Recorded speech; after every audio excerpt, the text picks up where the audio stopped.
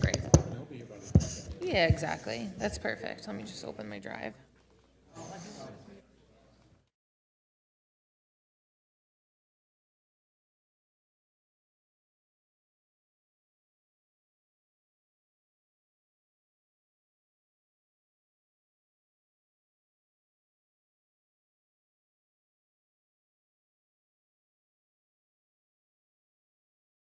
Okay, are we on? Okay, excellent. Let's see. Good evening, everyone. This is the Township of Springfield Board of Adjustment meeting for August 19, 2025. The time is 6:09, and we are going to call this meeting to order. Adequate notice is given in accordance with the Sunshine Law. Notice was published on January 2nd in the local source, one of the official newspapers of the Township of Springfield for the year 2024 and the year 2025, and it has been posted in the Annex Building on January 2nd, 2025. Can we please stand to salute the flag? I pledge allegiance.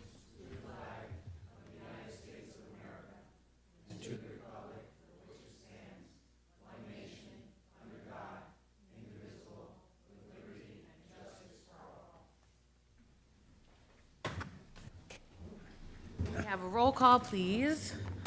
Mr. Stephen Hochstein? Present. Mr. Michael Weckstein? Here. Mr. Stephen Kirschenbaum? Present. Ms. Marlon Apparano? Mr. Peter Shewitz? Here. Ms. Anika Dotson? Here. Mr. Randy Pearlman? Here. Vice Chair Mark Cunningham? And Chairwoman Jody Cohen. Here. We have a quorum. Thank you. Okay, the first order of business is going to be the adoption of the minutes. Has everyone had an opportunity to review the minutes from May 2025? Are there any questions or comments? If there are none, is there a motion to approve? I'll make the motion. Thank you. All in favor? Aye. Aye. Anybody oppose? Abstain? Motion passes. And the minutes from June 2025, has any board members have any questions or comments on the minutes from June? If not, is there a motion to approve? I'll move it. I'll second. Okay, all in favor? Aye. Any abstentions or objections? No? Motion passes. Thank you. All right, next order of business is resolutions to be memorialized. The first resolution is for application 2025-16. This is for 45 South Springfield Avenue, Block 1402, Lot 6. This was a request for preliminary and final site plan, a use variance, and minor subdivision approval. Has every board member had an opportunity to review the resolution? Are there any comments, questions? If there are none, is there a motion to approve? Make a motion to approve. Ms. Dotson? Yes. Ms. Apparano? Mr. Hochstein? Yes. Mr. Weckstein? Mr. Kirschenbaum? Yes. Mr. Shewitz? Yes. Mr. Pearlman? And Chair Cohen. Yes. Motion passes. The next resolution on to be memorialized is application 2025-14. This is for 564 Ashwood Avenue, Block 2501, Lot 12. Approval of a lot coverage variance for a patio. Has every board member had an opportunity to review the resolution? Are there any comments, questions? If there are none, is there a motion? I'll move. Second. Mr. Hochstein? Yes. Mr. Weckstein? Yes. Mr. Kirschenbaum? Yes. Ms. Apparano? Yes. Mr. Shewitz? Yes. Ms. Dotson? Yes. Mr. Pearlman? And Chair Cohen. Yes. Motion passes. Thank you.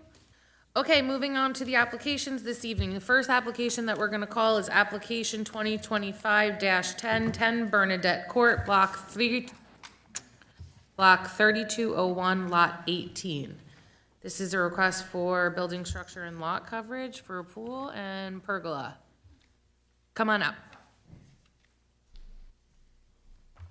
Good evening. Will you be the only one testifying this evening? Yeah. Okay, great. I We're mean, gonna maybe my husband, I don't know. Will he be speaking at all? No. No? Apparently Okay. not, just me. Okay, great. All right, we're just gonna swear you in. Yeah. Please raise your right hand.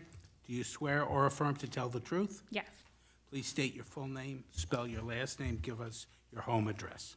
My name is Kate Fox, last name is Fox, and I live at 10 Bernadette Court in Springfield. Okay, good evening, Ms. Fox. Why don't you tell us a little bit about your application, what you're looking to do on your property, and the reasons for doing so? Sure. Thank So you. We are looking to build a pergola to fully enclose our pool. I'm from Hawaii, and swimming is a big part of my culture and life. And now that we have a toddler, I want to make sure that he has, one, access to a pool, but only fully supervised. This way we have a fully locked door, and no child can get in, and also that I'll be able to swim without. Apparently in New Jersey, you can't swim all year, and so having a pool for only 3 months out of the year made less sense to me, and this was one way we could deal with it without having too much debris and wildlife in harm's way. Thank you. Okay, members of the board, do we have any questions for the applicant? Can you talk about what variances you need? So one is for the roof coverage, lot coverage, and do you remember? Proximity to the house, I believe, was the other one. Yeah.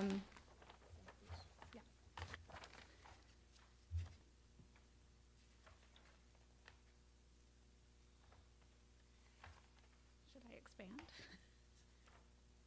We understand what variances are. But usually people explain why, what is the reasons they are,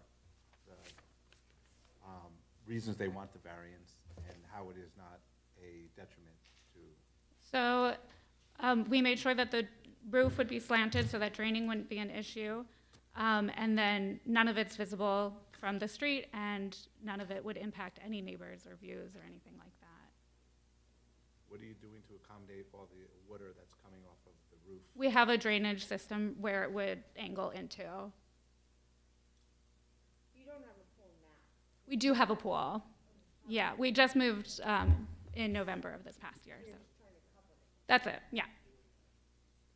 Is there any heat to this pergola? The pergola wouldn't have heat, no. Would the pool have heat? Yes, the pool is heated. Where does, you said that the slant from the pergola covers all the water, but eventually the water hits the ground, does it? Yeah. Where does the water go when it hits the ground? It's angled to, I remember. Why don't you we come have up? your husband Yeah. come up, swear him in, then he can Okay. testify. Okay. Raise your right hand. Do you swear or affirm to tell the truth? Yes. State your full name, spell your last name. Derek Liu, Lieu. Thank you. Go ahead. So on the side of the house, there's like a gutter that collects rainwater and that drains into the creek behind the house. The pergola is also fully retractable, so we can open it, and the water won't always be collecting.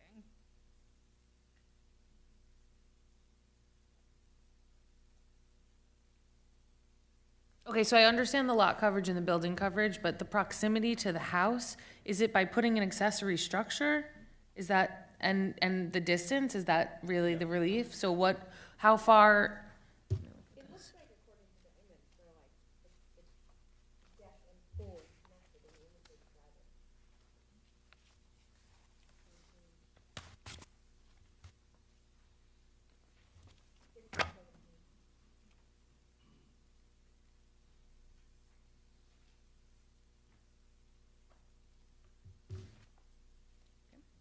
Any other questions? Is the pergola structure physically touching the house, or is there a separate? It is separate.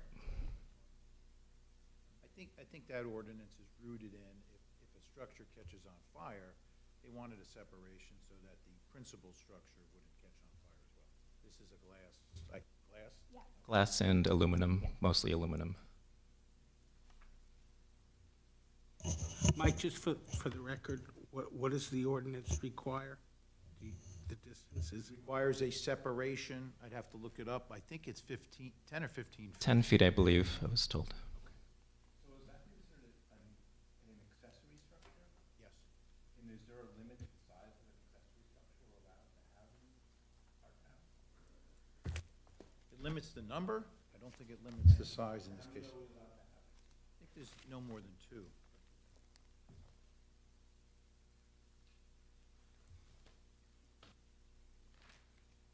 There's a deck around the pool? There's a concrete around the pool. And then you have a fence structure around your home. Correct. So Bruce, 35-15.5B discusses accessory buildings and uses. So the separation is 10 feet, no more than 2 accessory. It doesn't limit the size, only the height is 15. And how tall is the structure gonna be? It's gonna be 11 feet sloping to 8.5, sloping down there. Still confused about, do you have a water management system, or are you just draining it off the property? Like, are you? Inside the ground next to the house is a gutter where the rainwater collects into, and then that is connected to a pipe that goes to the creek behind their house. Is that an acceptable water management system? So if this structure is closed, the pool, which is not counted as a lot coverage, now, of course, the new roof structure counts. That's why the building coverage goes up and the lot coverage goes up. So theoretically, in the closed position, the runoff is gonna be increased. So mitigation, in the original completeness, mitigation was requested, would be required. So have they I don't provided any think kind of we've- water I don't management? think that we've gotten to that reconciliation. I don't think we've ever approved almost 60% lot coverage on that property. That's a lot.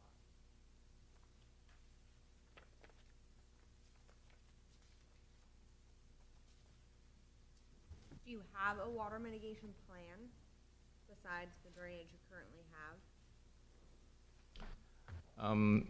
We're working with a contractor to discuss options. If we need to, we certainly can, but I don't think we had.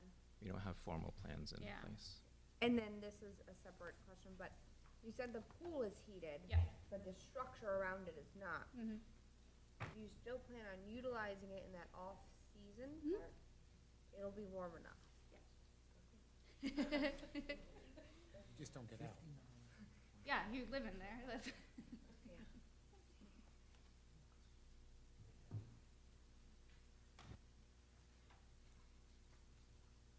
On the left side of the house, that's all pavers, is that what that is? Yes. yeah.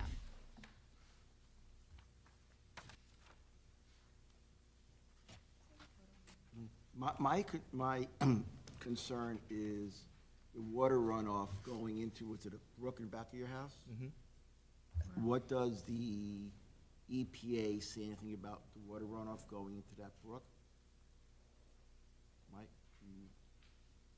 Well, again, from a local perspective, the covering is going to increase runoff from the site. You lose the depth of the water to the top of the coping as a built-in bathtub drainage capacity. So we would, anything over 200 square feet, we would require a mitigation. Do you understand what that is? Means additional and a system so then that the additional water that drains off of the roof will drain properly, is my understanding. Yes. Along with the question, even if they did that, can it drain to the creek, brook, whatever you want to call it? Yeah. Is that allowed? Good, sure. Other pipes drain to the creek. I presume this is a 4-inch or 6-inch pipe. That makes sense. The roof drain size. I mean, the mitigation, you could make that a condition, that's just a number. You still have to reconcile the 60%.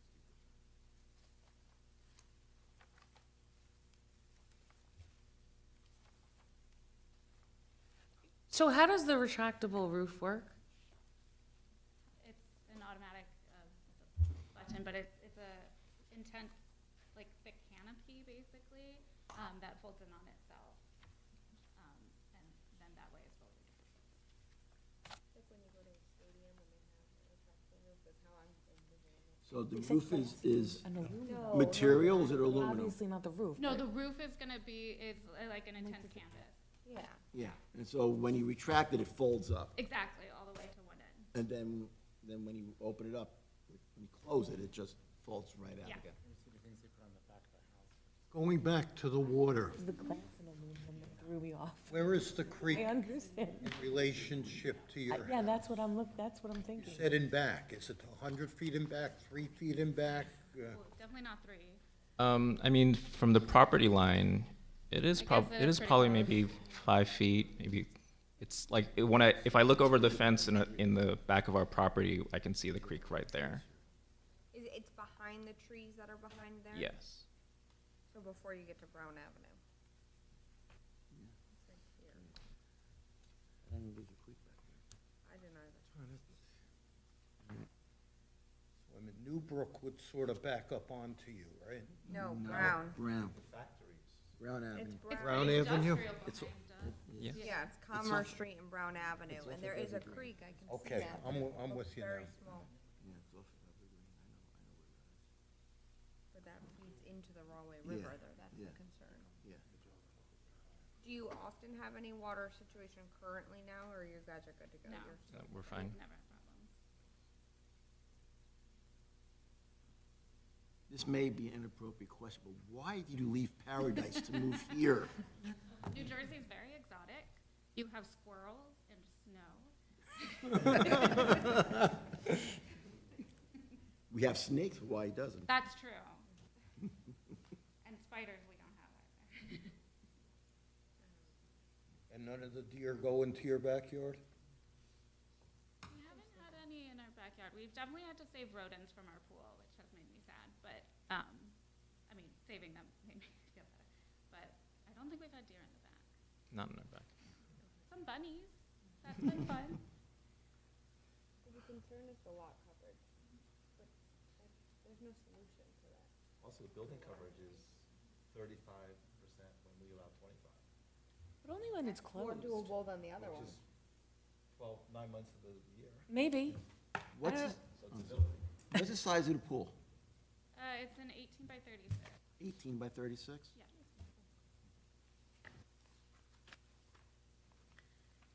Is there any pervious coverage that you can remove to help mitigate what you're covering? Any We extra already patios or?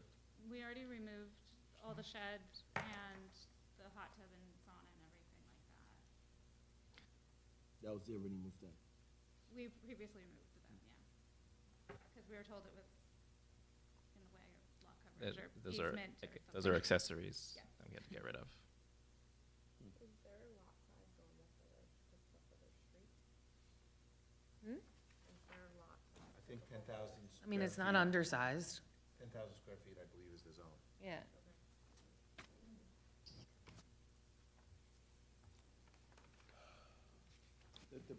Your survey shows a paver walk on the upper left that went to, I guess, where a shed was?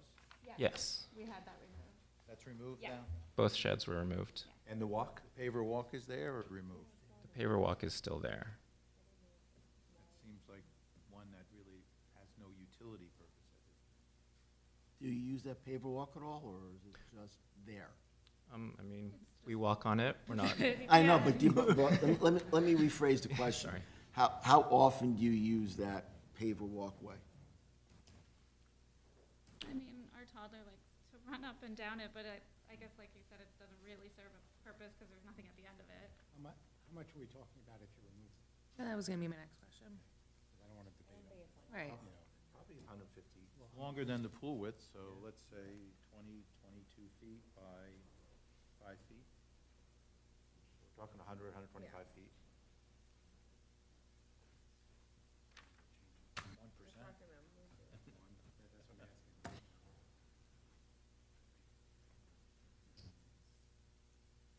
Space between the end of the pool and the property line. Where the pool ends here, and the property line, which is somewhere in here. All right, any other questions from the board? Yeah, I don't know if you'll be able to answer this question. From where, I'm looking at this photo, from this aerial photo, from the rear of the pool to the property line, do you know how much space is there? offhand, it's, It's 15 feet. There's Yeah, a about 15-foot 15. drainage easement. Originally, Right. the structure was shown in the easement, and we interacted with the applicant and said, you can't do that. So they shifted it to the 15-foot, or just beyond the 15. Yes.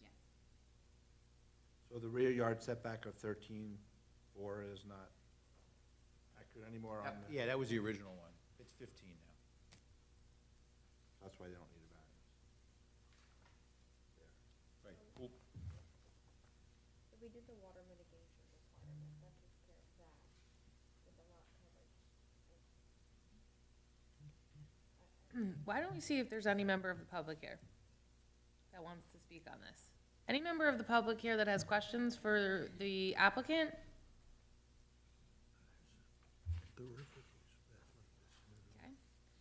Okay. I agree. I mean, I think the mitigation, to me, is gonna do it, at least in terms of the runoff. Also, the retractability of it, there will be months where there is no coverage issue. But, and there's no member of the public that seems to have any concerns. Oh, I'm sorry, I have one more question. How much weight, because we get snow here, obviously. How much weight would that, when you have it closed in the winter, how much weight will that heavy-duty roof, canvas or whatever roof it's gonna be, how much will that be able to withstand without collapsing? 'Cause sometimes we get snow here, it's pretty heavy. Yeah, I don't know that number off the top of my head, but I thought it would be in the plans. If not, I can certainly get that number, because the company we're dealing with specifically works in the Northeast. So they know that. Because that's a concern, because, That'll you know, if we get a decent amount of snow, if it's a heavy, wet snow, that snow's really heavy, and would that retractable roof be able to withstand the weight without collapsing? I've been told categorically that yes, it's not a problem, but like I said, I don't have a number, but I'm sure I can get it. Yeah, as a practical matter, they're gonna have to obtain a building permit for it. As a routine thing, they're gonna maintain, require that the structure itself meets all of the snow loads. So, that will be taken into account as part of the permit process. So the Great. structure will be designed to withstand whatever the proper snow load is for this region of the country. Do you have any site engineering issues with this being 60%, almost 60% covered on the property? In fairness to the applicant, they're new to the site, everything's in place already, they've only removed the sheds, so they've slightly reduced the coverage now. They've inherited what is a very high percentage site, probably got an approval sometime in the past. The lot coverage of, if you looked at it from above, really, there's no change, it's just the covering of the pool surface.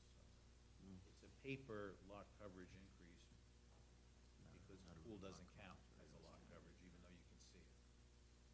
So the mitigation takes away the potential negative impact of coverage. Again, still a high number. No neighbor to the rear technically, you got a business, but So let me ask a question. When the roof is retracted, technically, is there a change in lot coverage when the roof is retracted? no, I mean, other than the thickness of the structure itself, but no. Hope for warm, sunny weather. Always.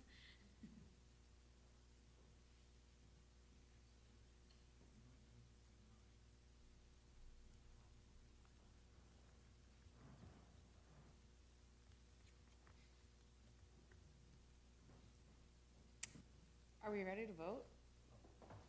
I think I asked that. Oh, okay. Any member of the public wish to speak on this application? None. Okay, thank you.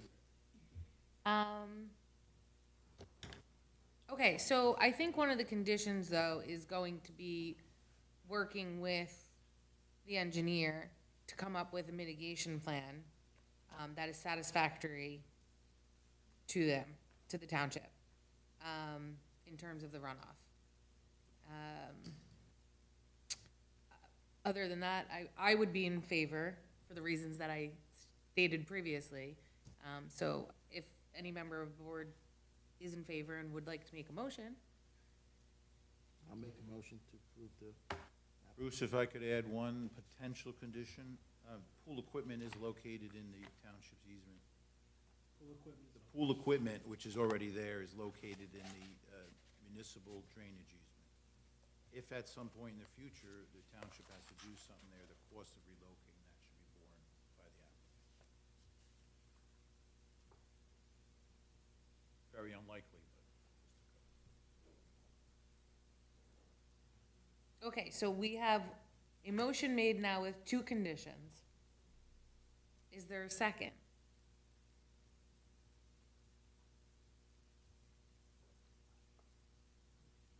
I'm in a second. Thank you. Mr. Schewitz? Yes? Chair Cohen? Yes? Mr. Hochstein? No. Mr. Weckstein? Yes. Mr. Furstenbaum? No. Ms. Naparano? Yes. Ms. Dotson? No. We have 7 members voting. We have 1, 2, 3, 4 yeses, 1, 2, 3 noes. So motion passes. Congratulations. Thank you very much.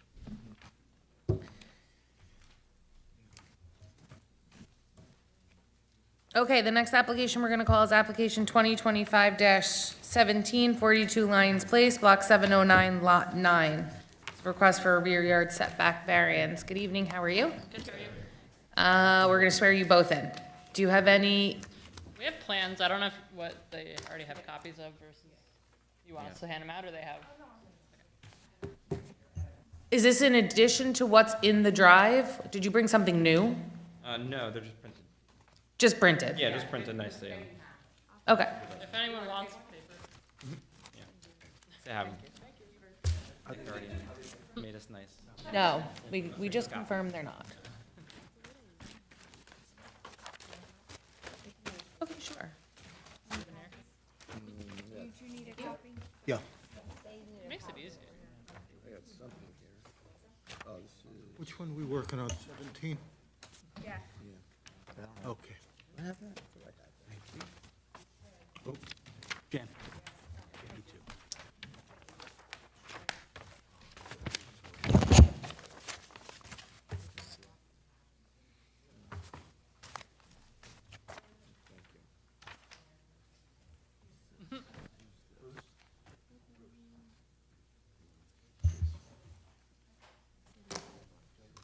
Yes.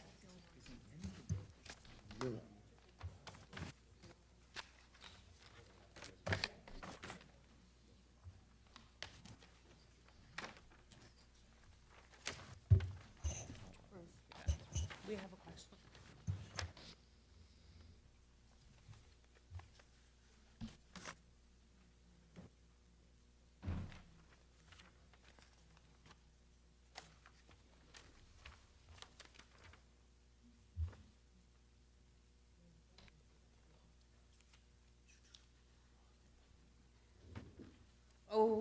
Okay, we were at the point of swearing you in. Both please raise your right hand. Do you swear or affirm to tell the truth? Yes. Please both give your full name, spell your last name, and your home address. Sure. Catherine Tomano, last name Tomaino, 42 Lions Place. Brian Harris, Harris, also 42 Lions Place. Thank you. Okay, want to walk us through the application? So your we best. moved to Lions Place in 2022. When we moved in, there was a pre-existing deck structure. Time has passed, and we've decided we want to replace it with a new one. Pretty much same footprint. And in the permit process, we discovered that even the existing deck violates the rear setback rules, right? So we'd actually be moving about a foot closer to the house. So if anything, we're improving on that. But we also have the property where on Lions Place, we back up onto Route 78, so there is no rear neighbor. And also, we have a similar, like, kind of right-of-way, another 10 feet between our property line and then a fence that then is the barrier to the woods. So from a privacy and from a just space openness perspective, you know, that 30 feet is a little bit arbitrary in my opinion, but up to you guys to determine that, or let us know how else to consider the space. Thank you. Sure. Any questions? Are there footings there with the existing deck? Unknown, it seems like a former DIY type of project. We are planning to completely remove what is there and have it all built, you know, to So code. so your new deck that you plan is gonna be a little bit smaller than the deck that's there now? It's the foot difference is that the current deck, you go down the steps and there's like a gap between the deck and the house. So in the new deck, it would be flush to the house. So while the depth of the deck is the same, it's shifted closer to the house. I think in the survey, there's a kind of an image of how the two overlaid with each other. So. I don't think that was in this version. Oh yeah. Quite good. Any other questions? What material are you making the deck? It's a composite, similar to like Trex type decking. It's somewhere on the paperwork. A little small. And what is the variance that you're asking for? So there's I don't know the right terminology, but the 30-foot setback from the rear line, the structure would be, I think it's like 26? 4 feet in encroachment on the 30 feet. So And everything else is compliant? Yes. that was the only.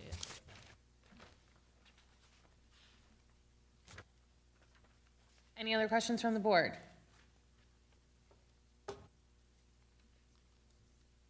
Okay, any members of the public have any questions for the applicant?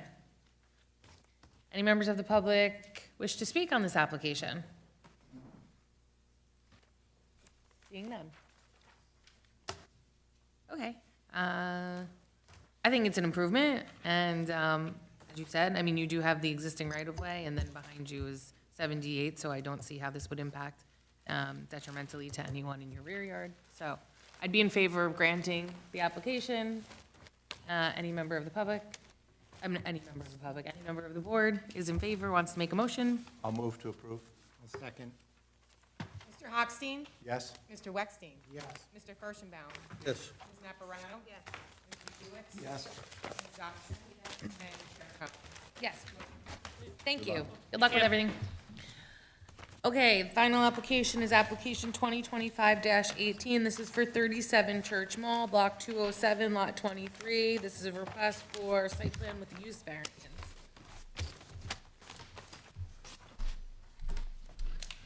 Good evening, Madam Chairwoman, members of the board. Stephen H. Merman of the law firm of Javerbaum, Wargaft, Hicks, Kahn, Wickstrom, and Simmons, appearing on behalf of the applicant. Very nice to see you all. I think it's been a year since I was here. Mr. Hale only lets me come out in the summertime, apparently. Only because it's a little bit hot. But actually, I'm glad to be here tonight. We have a very exciting application to go over. And I know you've all read all of the materials, including those wonderful letters from the two Mikes. I call them only by their last names because otherwise I get confused. But in any event, what we're here to do tonight is we're here with regard to a very exciting project from Share Alliance at the First Presbyterian Church.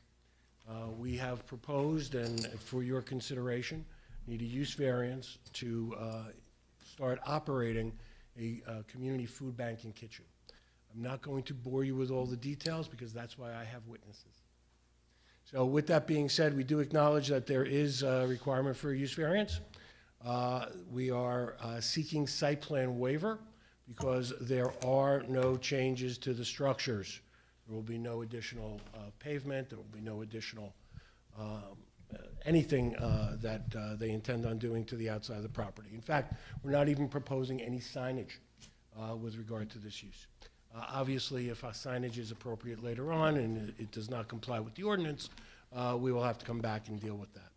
We've also made very specific statements within our SOPP, which is also going to be reiterated by the witnesses, about certain dates, times of the operation. I want the board to know right up front that we spent hours and hours developing the plan. It is a work in progress, and that's why we are coming in to discuss the entire project, because we want the board and the citizens to understand what the entire scope is, but understand as well that we are going to be phasing it in. So we're going to talk about the phases as we go along. Each of the phases is going to bring a different type of use or task, basically, to that. So without further ado, at this point, I would like to call our first witness, who's going to be Christian Roebling, who is representative of the Share Alliance.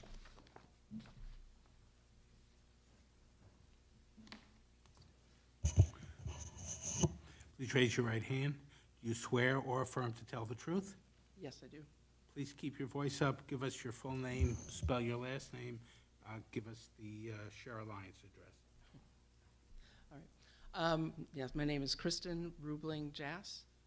Last name spelled Ruebling -Jass. And the address will be at 37 Church Mall. So, we introduced this as being an application of the Share Alliance of Springfield. Could you tell the board who the Share Alliance is and how it came to be? Sure. This Springfield Presbyterian Church was looking to become more of the face that this church has been for this community, as is on your picture there. It reached out to to different organizations in the community to start an initiative to help this community and bring us back into contact with it. So we've, on our board, we have people from the Antioch Church, from Renaissance Church, the Rotary Club, and obviously the Springfield Presbyterian Church.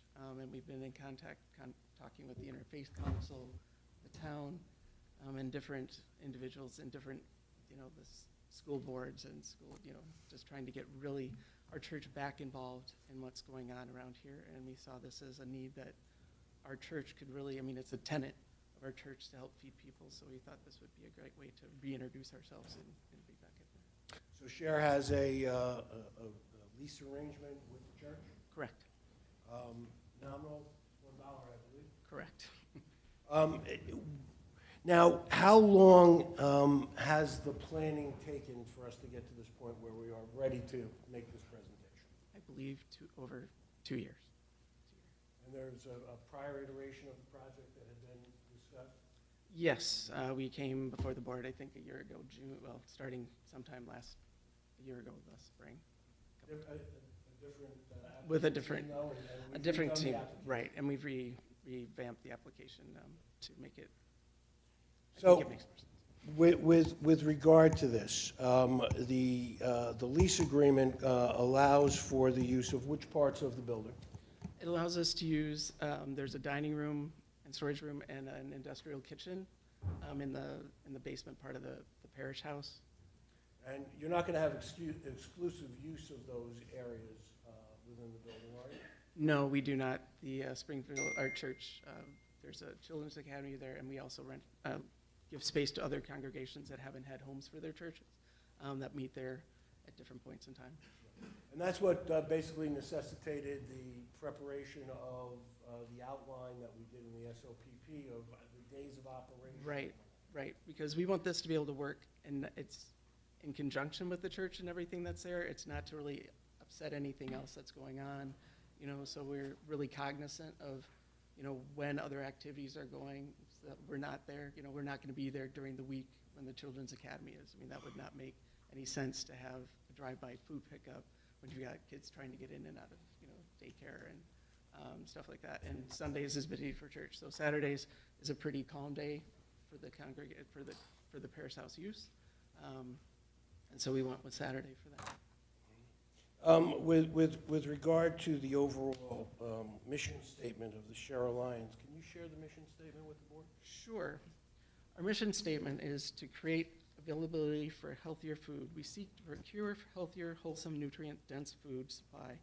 These fresh food products, legumes, as well as shelf-stable items, and our limited number of perishables for us to give to the people to, instead of just the standard box of mac and cheese and a can of beans.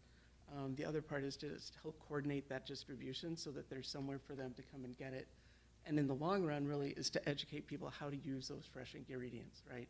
I mean, it's one thing to give somebody, you know, some kale. If they don't know what to do with it, it's just gonna go bad in their, you know, in their fridge.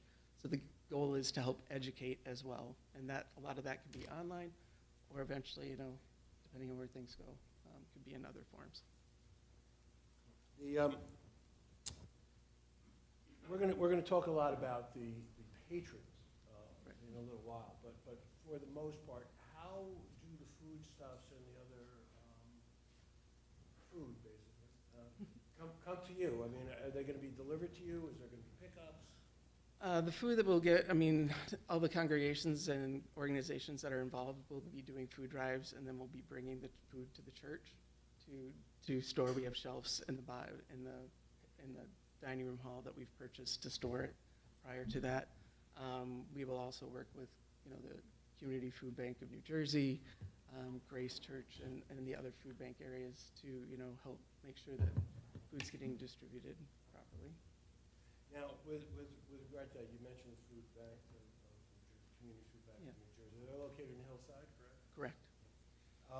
And as you've developed your plans, you've been in contact with them? I have, earlier this year, we were talking to them. They actually reached out to us as hoping that we might be some satellite option for them to either bring us some food or even help bring us the perishable items.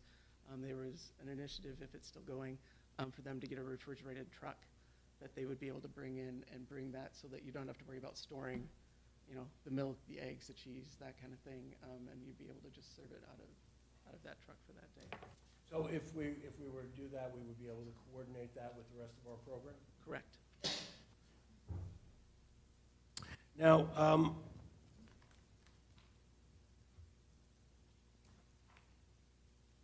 let's talk a little bit about how you believe overall this is going to operate within the structure of the building and the other uses. Sure. So, I mean, we set it up inside. The parish house innately is kind of nice for it because it does have this U-shaped drive. It's a dead-end street at Church Mall, and so there's one way in and one way out, so you can really control that traffic flow. And it's not like they're not parked in the middle of a street to stop to pick up their food. It's behind the building, you know, so that naturally makes it easy. And the entrance to where that, you know, the dining room and where the food in the kitchen is right there at the bottom of the hill, separate from where the Children's Academy the Children's Academy entry is separate from that. Now, stage one, we've identified as the pantry drive-through food. Correct. And we thought, Let's talk about how that's going to operate first, and then we can talk about. right. So what we're envisioning is that the share will have this website, and we want to actually get the word out that people will register to come and pick up food, so we'd know how many people are coming, what size families they might, so we could prepare boxes of food for them to come in, check in, and we would hand them, you know, put the food in their car, and they would go on their merry way. This allows us to, you know, hopefully serve a little, you know, not have to worry about trying to get people inside. The volunteers are more needed to, you know, sort the food out to get that ready. You know, but we can serve quite a few people that way with little impact to the actual, what's going on inside the church. And it just seems like there's other models that people have been using for that. That is a good way to start. So, and we all remember what it was like during COVID and having to drive through. Do you envision those kind of traffic jams and the like occurring with this? It would be great at some day if it was that busy, but I think it will definitely take time. I mean, I live in Union, and on Morris, I've seen where Canes has blocked up all the way up Morris Avenue when they, you know, because there's that much need in Union County. Well, of course, we were talking during the pandemic, so that's. Yeah, that's a whole nother animal. Yeah, so, I mean, But based upon your projections, you believe that the time frame that we put in here of operating from 1 to 4 p.m. On a Saturday, that would be what we would expect from the first phase? that's what I would expect, yes. Yeah. Would be able to manage. Understanding that if the board were to approve that and there was a reason to seek expanded hours, that we would have to come back and have a conversation with the board about expansion Of course. at a later time? Yes. And we're ready to, willing and able to do that? Yes. You're going to have 4 or 5, how many volunteers do you anticipate there being there at that particular day? I would say probably up to 7, depending on, you know, a lot of those would be you know, helping pack up the food and bringing it in and out and sorting it out. And then a couple of, like, at least 1 or 2 people to check off that they've registered and get their information and then, you know, move the food into the cars. Now, we'll get into it a little bit more, and I know that Disco actually did some parking counts, which Mr. Hudak, our expert, is going to use in relationship. But there are 17 parking spots behind the parish house. Correct. Right? With this phase, the only parking that would actually be required would be for the volunteers. That is correct. And so there would be no parking required for the people coming in for the No. distribution. Stage 2, we've indicated would continue with drive-through, as we've just described. But then there's another component. What would the second component be on stage 2? Right. Stage 2 is really where we start getting into helping them determine what better foods they should pick. So it's more like setting up the shelves we have as a shopping, almost like a mini supermarket, say, and you walk them through and help them pick out what would be most useful for their families. I mean, we've got a lot, you know, what works well for my family might not work well for somebody else's, depending on what they're used to eating. But giving them the power to feel like they're choosing what they get. You know, you're not just handing them here, this is what you must eat. You know, just giving them, you know, a little more ownership and dignity to what they're doing. You know, it's interesting as we talk about this. I mean, we know there's a need, Yes. but how do we know where those people are going to be coming from? I mean, in our discussions, we talked about, you know, Springfield and Springfield being Springfield-centric, and when we Right. propose something like this. And we would like to think, you know, suburban community as we are, that there's no need for this type of service, but that's not the case. That's not the case. I mean, we've talked to people in other communities around here and got numbers that there are people from Springfield that are needing to go outside of the community to find the food they need every day. It's not the day of, you know, the person sitting on the train tracks or whatever. It's your neighbor that has a good job that can't afford to pay for their food for their kids anymore. And with more programs getting cut, I think this is going to become even a more prevalent problem going forward. That we just want to, you know, make sure that we're taking care of our community. But you're not setting up any requirements, no income limitations or anything like that, that somebody's going to have to come and qualify, pretty much open to anyone? Yes, I mean, the biggest thing, we do like them to register so we know where they're coming from, one, so that we can start building a base. And we want to get their feedback for what they want as part of our process of where do we need to go with this as we look at stage 3 and 4. It's really determined by, you know, what do our patrons need and how can we best serve them. Now, we would anticipate during phase 2 that the drive-through hours were going to continue to be the same from 1 to 4. Would there be any expansion of hours for shopping within the facility? Yeah, for that, I mean, it may be that you might split it, like have one Saturday would be your drive-through, and one Saturday you would have your, you know, 2 weeks later you have your, you know, come in and shop, so that you don't have to worry about the conflicting parking issues. Because, you know, you probably don't want somebody parking and walking across if you got cars coming through the parking lot at the same time as well. But again, the parking, 17 spaces, would you believe is sufficient? Would be sufficient because, Again, with the reservations? right, because for that, there would also be a limited number of people that would be allowed per time to come in. I mean, the space to shop is not that huge. You want them to have that personal experience. And, yeah, so it would be controlled. So, when we talk about phases 1 and 2, that's really the bulk of the operation Yes, where we're going to jump off from. yes, for sure. Do you have any idea how long you're going to be in stage 1 before you move on to stage 2? Really don't. I mean, it depends. We want to do this in a way that we're going to succeed. We want to build a program that has strong feet underneath it and good support.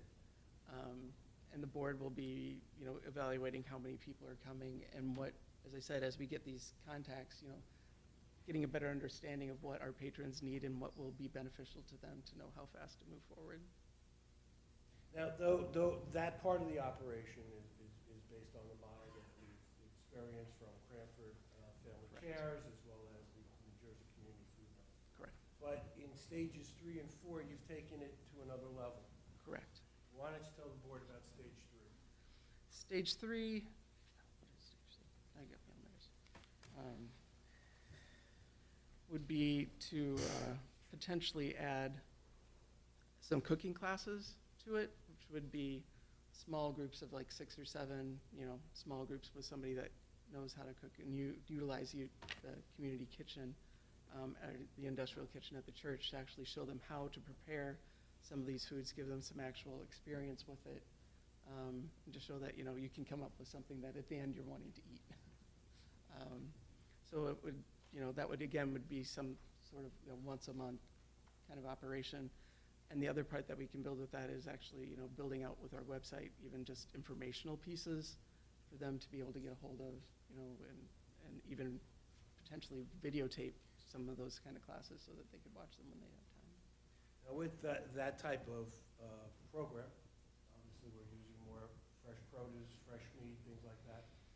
What's the sourcing going to be for that? Because that's a little bit different sourcing than you have for the Right. long-term packages. Right. For that, I think it would be a lot more working with, partnering with somebody like Grace up in Summit that does a lot of food bank, or, getting even more specific with like Hillside, or even the donations that, the fundraising that we do ourselves to be able to go out and buy some of the stuff as needed, or ask for it to be donated.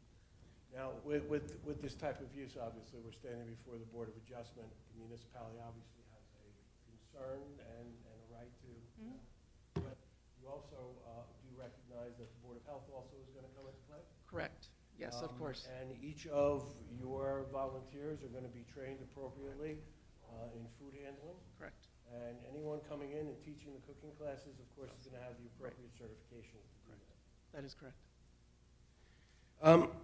Let's talk a little bit about the hours for this edition. Would we anticipate that it would still be on Saturdays? Yeah, it would still be in that nice Saturday afternoon period, because that's when we know the activity level is less in the area, at least for the parish house.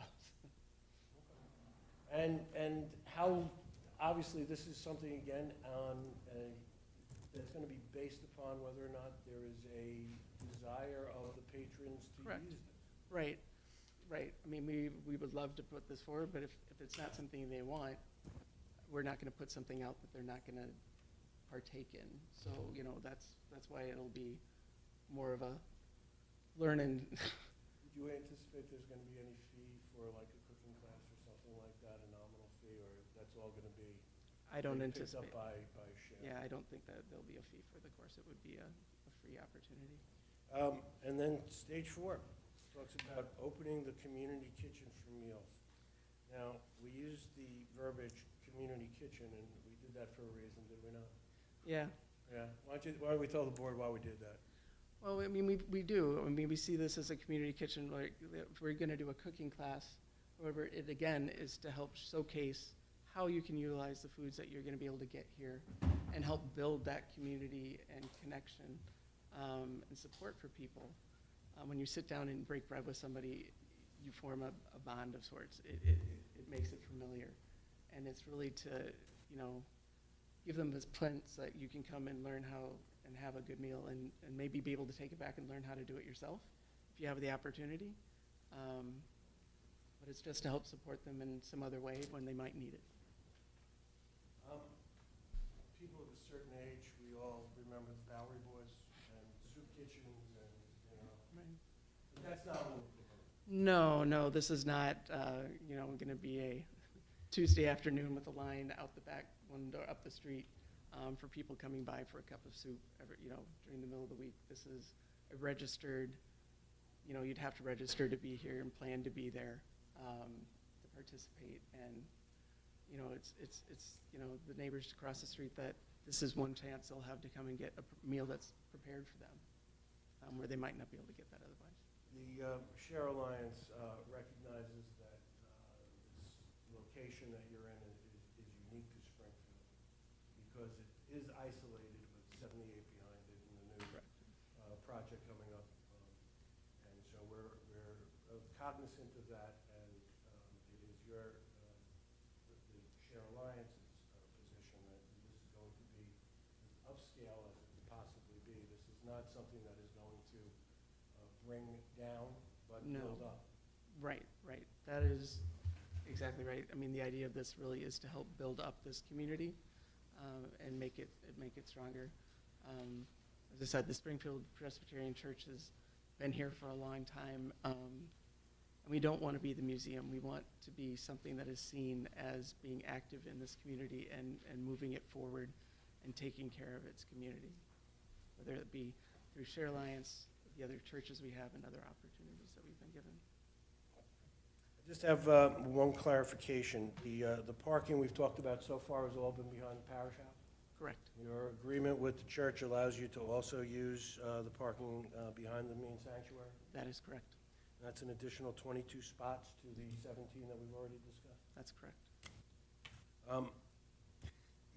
Just, if we can, Mhm. right? The maximum number of people that you feel would be in stage 4, when we have that community kitchen open, where people are cooking, serving families, et cetera.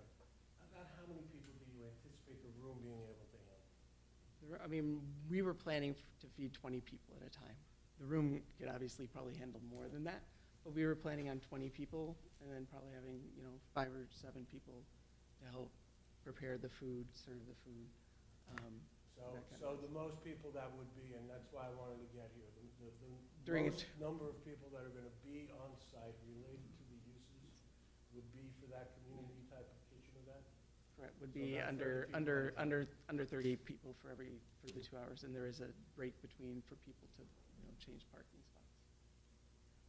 Madam Chairwoman, I have no further questions of this witness at this time. I reserve my right to ask additional questions based on the board or the community's questions. Thank you. Yes. You're still I'm up. still here, okay. No, I'm glad to be here. I truly am glad to be here. As you get to the more advanced stages, how does the food, I mean, you're telling me people are, as you get into stage 3 and 4, do you need trucks to bring in the merchandise that you intend to cook with, the food that they, I mean, if we're talking 20 people, I mean, it could be somebody, I could shop for that in my Tucson. are you doing that every? It'd be once a month, but I mean, it could be that it would be a truck that would be delivering something, but it would be probably like a Saturday morning or right before the event would start. And there is room for, I mean, there's garbage trucks that come down that drive. And we wouldn't anticipate it to be any larger than one of the trucks that you see from Orjulo's, that type of produce truck. That's probably about the size truck we're talking about. Yeah. I mean, we're not talking about a ShopRite or a, No semis, no, no. How many people, are you good? You had talked about 20 people, in stage 4, you talked about 7 in the past. How many people are you looking to serve in the 1 to 4 slot, on Saturdays, or just to come through there?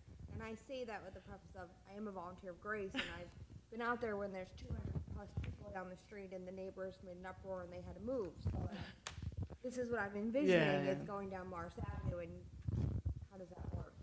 Well, I mean, right now, some of it we could potentially control because we are asking to register. I mean, And if so they don't register? they don't register. I mean, organizations have viewed that space before to do something like this, and we maybe saw 30, I mean, there hasn't been that many. So, I Do you mean, think you would have under 50? I think there would be under 50. If we can build that from there, that would be great. But I would rather be happily surprised eventually. And then my other question was, you had mentioned in stage 1, shelving the food, that's not fresh food, that's stored food. Yeah. But you had mentioned a refrigerated truck. I had talked to some people from Hillside, or the Community Food Bank, and there was an initiative that they were hoping they had a grant for.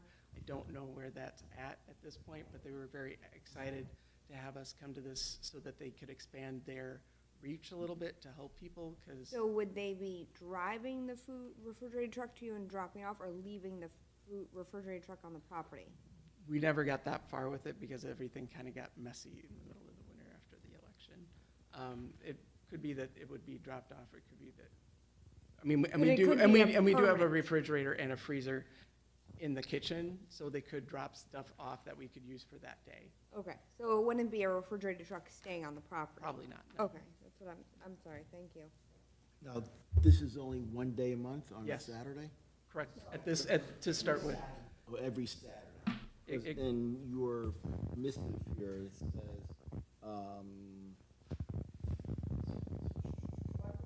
Saturday, and then every right, 2 weeks. they have the Saturday, Every 2 weeks that you didn't do the drive-through, you were looking to do the mini supermarket? We Or- could, once everything builds, we would start with once a month, and we want to be able to, as the need increases, it could go to every other week. And then if we, we would just, like to be able to add into that. By the time you get to stage 4, looks like it almost eliminates stage 1 by definition. Or am I misinterpreting? No, you got it. By the time we get to stage 4, hopefully we're not gonna see the need for people to drive in and drop a box. I'm not sure that's Wait. the answer, though. No, I'm not sure that's the answer. I think it does all grow, but what would end up happening is if we get to the community kitchen part, we would, probably not have gotten to fill, if we filled all the Saturdays for that, would come back to having one even, because that's in the evening, not in the afternoon. So all of that starts after the food, if we would have had a Right. food drive-through, it would have been done at 4. First question went to whether or not you would continue to be doing the drive-through. Stage 1 is the drive-through. right. Stage 2 also has Same drive-through. question, by the way, will be posed with respect to stage 2. It looks like that's going by the boards. If I'm reading your philosophy, or what you intend to do for the citizenry. It's not replacement, it's additive. Yeah, So Stage 4. you moved as, like, once we move out of stage 1 to stage 1 is still there, but it may become a smaller piece if more people want to come shopping and we don't need that, and that's what we're told, maybe the drive-through goes away. right, because And if people just- you're serving 50 people and then she's doing a cooking class for 6, you just eliminated 44 people from getting food every week, which is not what you're looking to do. Not what we're looking to do, because one, it will take a while for us to do that to logistically do that every week is a lot. In time, that's where we want to go, and that's why we have a board that would be, evaluating what we're doing and making sure that we have the right resources to do that kind of balance act. okay, stage 1, you're gonna be doing this once a month. Correct. Stage 2, still once a month. Could be once a month for that, and then add a week for doing the shopping. Then piece. stage 3, potentially, to increase to 2 Saturdays a month. Right. With the potential of a cooking class. Now, I may have missed this, so correct me if I'm wrong. Do you plan on doing, eventually sometime down the road, do you plan on doing this every Saturday of the month, or keep out maybe 1 or 2 Saturdays a month? I mean, if the need was there and we could do that, that would be fantastic. But I think it would really depend if the need was there. Okay. Because you just don't know until you really get the chance to see how it's going to grow. I mean, it could take, 10 years to get to something like that, and if that happens, great. Or it may stay where it is, and that might be enough. So I've heard that you have spoken to other kitchens in the area here. Unfortunately, I'm not that familiar with how often these food kitchens were open. So how often do they hand out food? Do you? Grace every Thursday. That's the Every one for Thursday. some. Feed 100 people every Thursday. I mean, so I mean, a lot of these are every week or every other week. And the goal really is, I see it as, Cher's trying to reach out into the community and the church, is to really start interacting with all of the pantries around. Right. To create a better network for all of these people, and the organizations. The only issue I might have with this is, and I know, I don't have a little crystal ball in front of me, neither do you, is in the future, how many people would there be? I mean, would this grow exponentially to where it gets out of hand, we have so many people coming? I know you say you want people to register online Right. ahead of time, and I think it was brought up earlier, I don't know if I got a clear answer to that or not, if people show up who have not registered. I know that was asked earlier, but I don't know if I got a good answer. What is the procedure, what's the process to, if someone were to come in, drive up with the car, open the trunk and say, and they're not registered, what would you do in a situation like that? So we have people waiting for them to come through, and if there's plenty of food available, you register them then on the site as they come through, because we will advertise this on our website and hope that people can do that. But some of it will become word of mouth, and we don't want to have to turn anybody away. Right. But eventually, hopefully you do get to the point where, I'm sorry, all our food is gone today, and, here's who you should go see next. But we will capture that information as they come in so that we can, one, get an accurate count of who's there, so that, we can really make some good decisions about how we can move forward. Just my only concern is the potential for a line of cars down Morris Right. Avenue Well- or a line of cars down Church Mall. And I know that probably won't happen, but it's a possibility, and If that would become a problem, I think that's why the Share Alliance is kind of unique in the fact that it is an alliance of a lot of things here in town. And if we have to address that issue, to find somewhere better to do that, I think that, would be, if that is a point, then, if it gets to that point, then, yeah, you outgrow where you are and you move to the next spot to better serve your community. But I'd love to actually get to that point. That'd be, I think we'd all like to make sure that was all happening. Just to review this, I think we were discussing it over here. Stage 1 is Saturdays 1 to 4, once a month with the drive-through. Stage 2 was both of those on interchangeable weeks within a month. Stage 3 was your cooking classes, which were 6 or 7 people, which would then offset one of the other weekends. And then stage 4 was to 20 people, potentially a time in a community, go from there. You could potentially fill all 4 weekends, or would you still? I think we could fill all 4 if we had the staff to do that and the volunteers to do that. I think it kind of breaks it out, because some people might have more calling to come do help with the community kitchen piece, and some people are better at sorting cans and making sure that the expiration date is right. But I think, we would potentially be able to do that. You mentioned that phase 1 is between 1 and 4. Do you have proposed times for the remaining phases? Most of it we're trying to keep between 1 and 4, because we know that's open time within the, the parking lot during the day. There's not any earlier activities or later activities to worry about. So that's why we've chosen that time frame. So you could potentially have the drive-through and the cooking class and all those things happening at But the at same time? different days, different weekends. Okay, okay. That's So just you'll to, never have two things on the same it day. would hopefully not, just because I think some of it would get confusing. So, yeah, so this is, I love this. I think it's wonderful for the community. But there's a lot of hopefullys and, we're looking to expand and we hope that we grow. And I think I think we really need to nail down what it is in terms of days, times, and the amount of people that are expected for those days, so that we can understand exactly what you would need.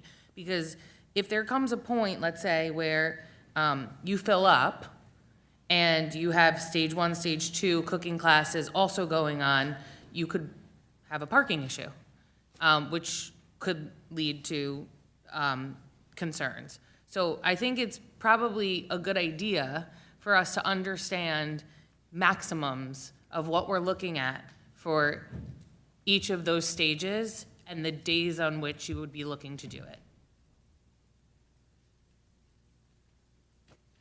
And you're thinking like the first Saturday of the month is the drive-through, 20 people, okay. Correct. And also, and I'm sorry, I'm not an expert in this, but can you define community? Community? The reason I ask you that is, in your write-up, you say you're gonna follow kind of what Cranford did, right? Cranford Cares. My understanding Cranford Cares is solely for Cranford residents. Is that what you're proposing here, then? We're Springfield proposing to be, residents? the main tenant would be to support this community. It could be that we end up supporting a little more, but the So audience. you're not proposing it solely for Cranford residents, I mean, for Springfield residents?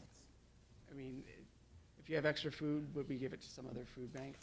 And I'm just asking because that would vary the amount of people you're talking about. If Well, it's that's- Springfield resident, it narrows it down. If it's open, then it's open. That's my concern coming from the Summit area is I was personally taken back the first time I was there and you saw hundreds of people lining the street. It's a lot of people and word gets out very quickly and There's a great lot of resource, these, but. a lot of these that have a rule or Right, I mean, well, based on Union the does as county, well. the I town mean, that you're the dealing with.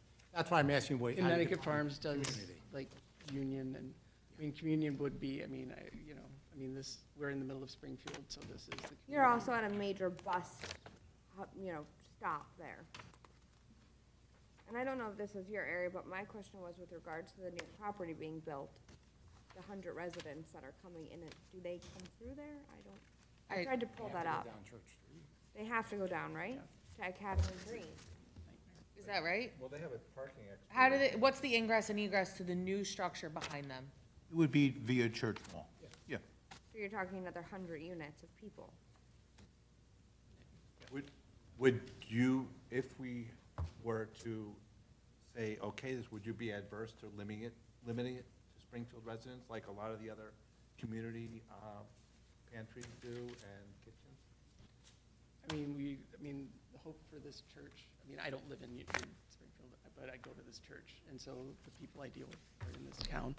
I mean, I go to my board meeting, I think, that if that was what we needed to do, we could certainly do that, because I think the need is here in this town that needs to be supported. Because there are, a lot of the local ones are limited to the residents of the towns Right. where the pantries are. And I think that would, I think one of our concerns is limiting, the traffic and the amount of people. Oh, I deal with And so. thinking of that every time I go to church every Sunday. Right. And I have a couple other questions.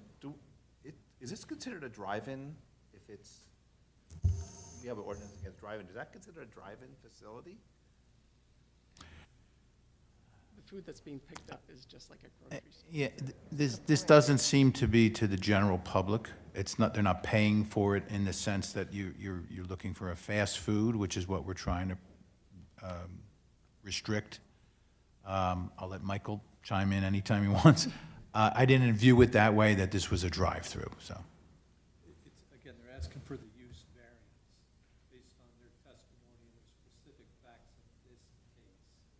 So they've described the drive-through through a couple of the phases and how it would operate, and that's part of the use variance requirements. Would you envision having people pick up prepared meals as coming through in this drive-through scenario? We had not considered that at this point. I mean, the community kitchen part was to come in and have a meal there, not to, prepare, like, the community food bank does that. I mean, I've been in their industrial kitchen, which is amazing. If you haven't been there, you should really check it out. It's crazy how good their cooks are. But really, for us, it would be to give them the food to go home to be able to make for their families. In the year or so that you've been planning this or realigning this, have you looked at any studies about the population you think you might have? Like, I'm thinking big numbers and your numbers are low and I'm like, okay, Yeah, I mean, we did do a little bit of surveying to get some, and I got some information from Laura's at the Community Food Bank, and there's definitely people in Union County and Springfield specifically that are being served currently elsewhere. That would be beneficial to allow them to get food in closer to their own home.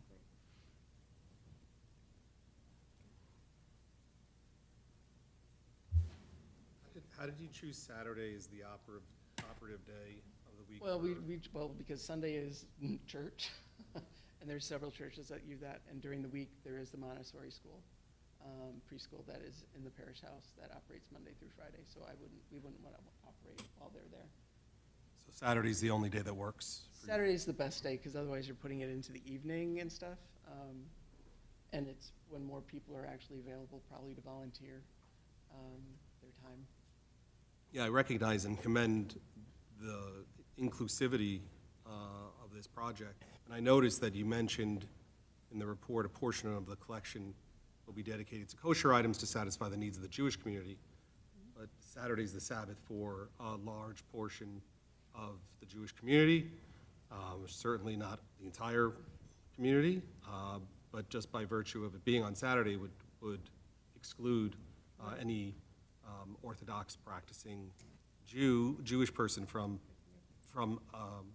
partaking in the program and the need that you're proposing in a very significant way. How would you address that? I think, if we were able, if that was part of the community that needed to be served, we'd need to figure out a way to make that work for them. I think to the best of our ability. In the design of the website, we can indicate something on the website that if somebody was not able to travel on Saturday, that special arrangements could be made for a pickup on Sunday or on another day during the week, and they would make specific arrangements for that based upon the contact. Or if they were comfortable, even a potential delivery to be dropped off. Because, we don't want to exclude anybody purposefully. So, that would definitely be addressed in the website so that we can make those special accommodations when needed. Can you talk a little bit more about what happens if somebody who's not registered shows up? Because that's a little confusing to me, is if people are registering, but you want to serve people. Right, well. Somebody shows up at 1:30 and you know you have people coming for the rest of the afternoon, what do you do with those people? Say come back at 4 if we have anything left, or? No, if you keep track of who's been there, so they're not going to be able to come back again. I'm thinking if you have a certain amount of food for a certain amount of people that are registered, what Right. happens? The goal would be that we probably have more than what we need most of the time when we're getting set up for these events. And so you're going to have a buffer for some of that to happen.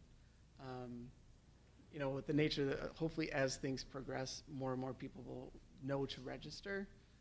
As I said, some of it's going to be people, that are using the program and say, hey, I just heard about this, and here's the website, but if they can't get to that at that time, they may show up for it. We register them then so that the next time they'll be told when we're going to be coming for the next one so that they will be part of that setup.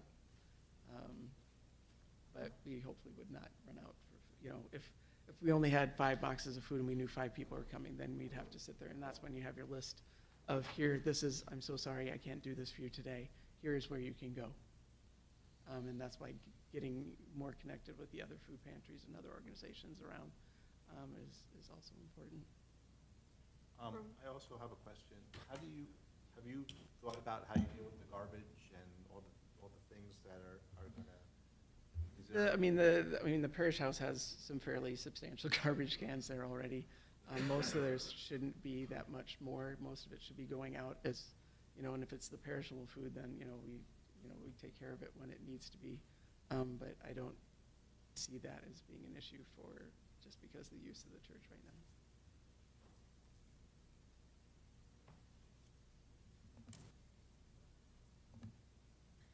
We're hearing from someone about the driving and the parking. Right? Yes. Okay. Any other questions for this witness? Any members of the public have any, sorry, before we get to the public, our professionals, do you have any questions for the witness? Just to confirm, I think you said it, the school does not operate on Saturday or No, it Sunday? does not. Okay. I really, from an engineering perspective and zoning, we want to make sure the parking works and the circulation works. Right. And initially, when the applicant was contemplating this, we did our traffic counts throughout the week because it wasn't really specified of a Saturday. If you look at the table of the parking, Saturday really is the day that is the least intense at the parish house site. We only recorded 1, 2, or 3 cars on the 4 Saturdays or whatever that we saw. Now, we didn't know it was 1 to 4, and we had 12:50, 12:10, and later. I don't think it would really change whether it's 12:50 or 1:50. So Saturday seems to work for stage 1, 2, 3 very well at the parish house site. Stage 4 is where you're going to have to utilize the parking on both sites. But based upon what's being presented in the stages with the numbers presented, it seems to work from a parking perspective with the volunteers enumerated the counts. We did have a suggestion that the volunteers could park at the church parking lot at the corner and walk down perhaps and leave the most spaces available at the parish house for the activity that may have some variability or unpredictability as the fear might be. But parking seems to be thought out, and the circulation, based upon the numbers presented, 10 for this hour and 10 for that hour, seem to work. Okay? Thank you. Michael has outlined all the planning questions separately. I'm not going to touch on them. What I'm concerned about is there are projects that are thought of or are in the works in the immediate vicinity. Has that been played into your comments, or Mr. Mistretta's comments regarding parking? In other words, once those things come to fruition, what happens, how does this project fit in? Does the 17 spots suddenly become horribly inaccurate? Is it a non-issue that I'm raising, or? So it was taken into the account in this sense. Number one, every applicant for every proposal has to provide parking on site. So we discount the street, number one. Number two, we did point out that there's really 16 spaces on the parish. The survey is somewhat dated 2 years ago when the ADA van space was added. Van spaces are 16 feet wide. You basically take 2 9-footers, and there you go, you lose one. So there's 16 at the parish. We did point out that the on-street parking on Church Mall is going to be severely reduced at the completion of Patriots Way, and a lot of the other spaces have time limitations. So again, the focus for us is to make sure that parking works on site. Will people park on the street? I'm sure that's going to happen. There's no way to prevent it, and it is legitimate to park on the street, but our goal is to have the people park in the designated spaces. So my comments about parking don't change with that. That has been anticipated. And the circulation doesn't get impacted. Nobody from the future development is utilizing the parish parking or the church parking unless they've done so under some sort of handshake agreement that we're not aware of, and I don't think that has happened at this point in time. I have one quick question. With the registration, do they register for a time slot, or was it 1 to 4 and like it's open? It hopefully would be like per hour, like Okay. between 1 to 2, 2 to 3, 3 to 4, to help keep everything moving along if possible, to the best. Another question with respect to parking. I can foresee that a lot of the customers, and I'm using the term loosely, might be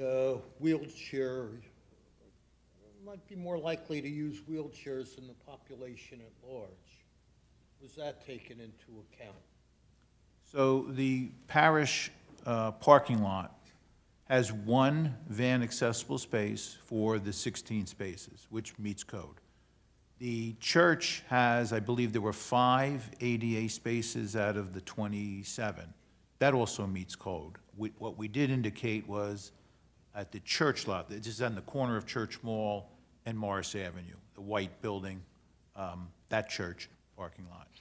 Those 5 handicap spaces do not meet federal ADA guidelines, which were last changed in 2012. This is a very common thing. So we would want to bring them up to code if possible.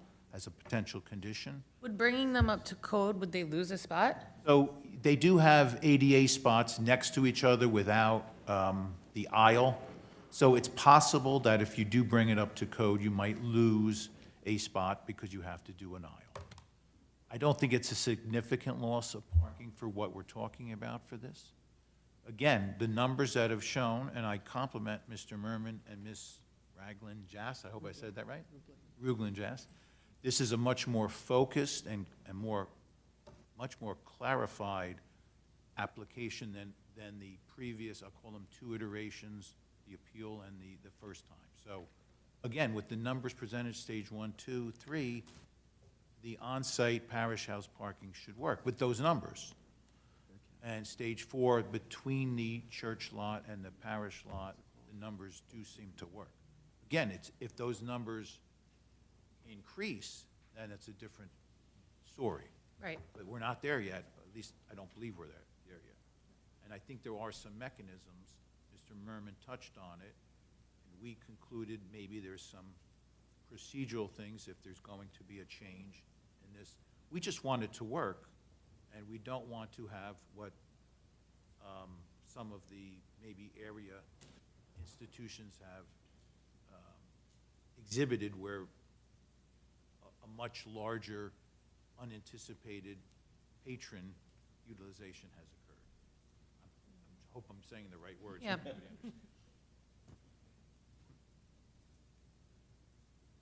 How long would the shopping be for each participant? I would say 5 to 10 minutes. By the time you get them in, I mean, it's not like a huge grocery store that you'd have to go through. It would be a little more refined, but maybe 15, but maybe 15 would be fair to. Okay, thank you. Okay. Good. Mike? Sure, I support what Mr. Disco said. It's all,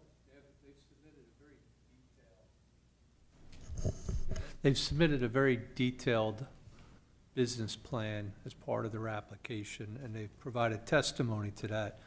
And if it's generally limited, or if you could put some reasonable boundaries on that so that it's consistent with what the testimony is and what's described, the parking's gonna work, in my opinion, and the layout is gonna work, and it's not gonna overcrowd our community.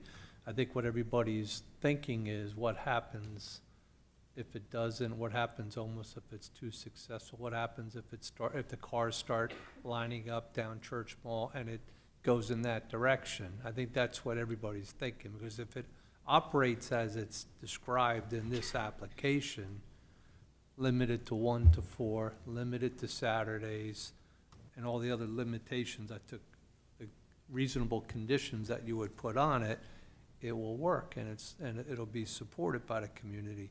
I think the question that everybody's wondering is what are reasonable conditions? They've already offered quite a few of them. No refrigerated truck running all day long. That's been testified that wouldn't happen. No semi-trailer, limiting the size of the trucks, the type of trucks, and so forth. Community, how that's defined. And there's quite a few others. I'll get into those later, but I think that's where, at least what I'm thinking, what I'm hearing, because if it operates as it's described in this application with the limitations that they've put on themselves, I think it's a very good use. It's how do you control that, or how do you, the testimony was what happens if they outgrow the space.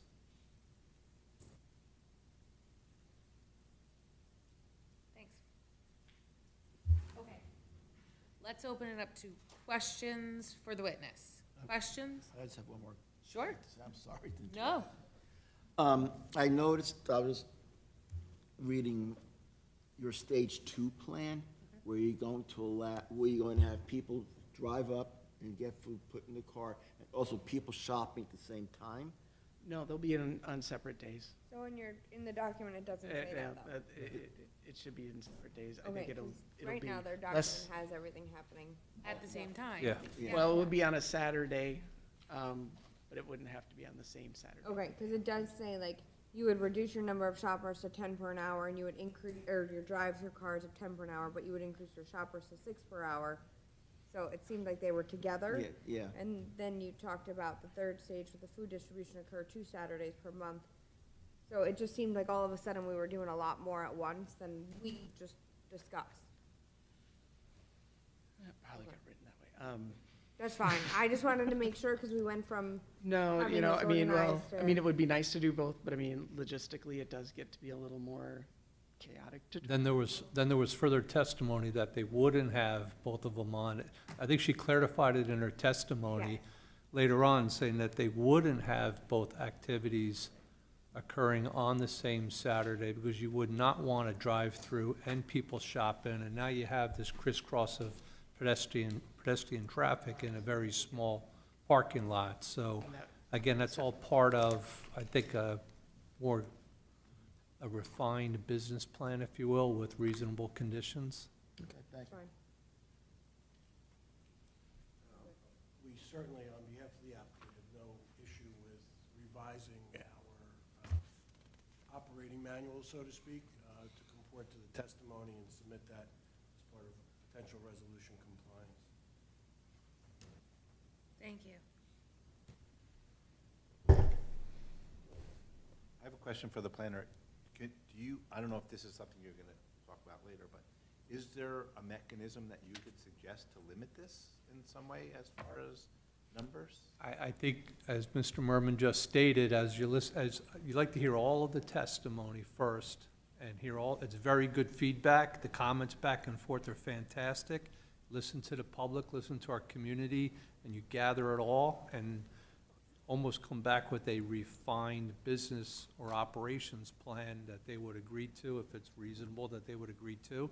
And with the built into there, the what-ifs. What if it becomes a traffic issue? What if there's insufficient parking? There has to be, mechanisms built into that same plan and answer the what-ifs, so that we also protect, as we want to serve our community, we also want to protect our community, or, represent everybody in that area. So I think that's the best way to do it. Madam Chairwoman, I know I'm stepping out of line when I say this.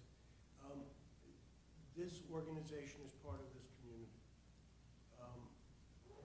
If there are things that need to be changed as a result of all of these what-ifs that we're talking about, we will be back to address whatever we can if we need to before the board. If, for example, we find on a particular day that we are inundated with cars as we begin the operation, of course, we're going to ask for the assistance of the police department if need be for some crowd control, but if that circumstance does exist, obviously that's a reason for us to come back to the board, because that means that our plan needs to be more refined.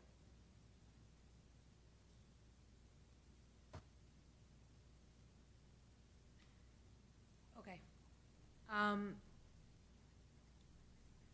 Anything else from the board members at this time? Okay, I'm gonna open it up. It's just questions for the witness. There will be an opportunity for any member of the public to speak on the application, but if there are any questions for this witness, with respect to the testimony that has been heard thus far, please come on up. None. Excellent. The time is 7:42, and we are gonna take a 5-minute break. Thank you.